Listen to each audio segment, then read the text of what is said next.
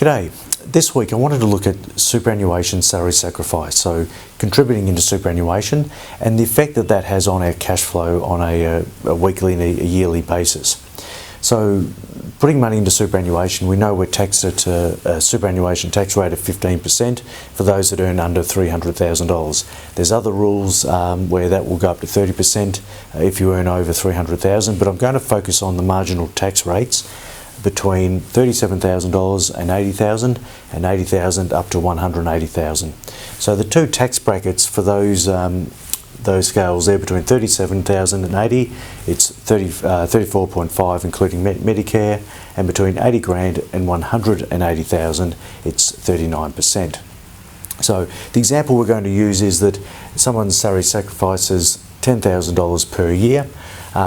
If you were to pay your tax and you have an income between these figures here up to $80,000, you're going to pay 34.5 cents in the dollar, which means your take home is going to be $6,550, which is a weekly amount of 126. And obviously worse figures here. Once you go into the next tax bracket at 39%, your take home on your $10,000 after you pay your tax is $6,100 or $117 per week. So it doesn't have quite the effect. You can see here $10,000, broken down to a weekly amount is 192. So if you don't miss this, there's a significant benefit in salary sacrifice.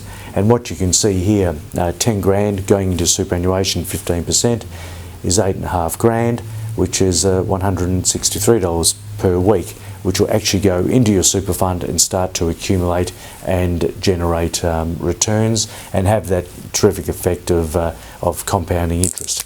So what it all boils down to, it boils down to a pretty significant tax saving.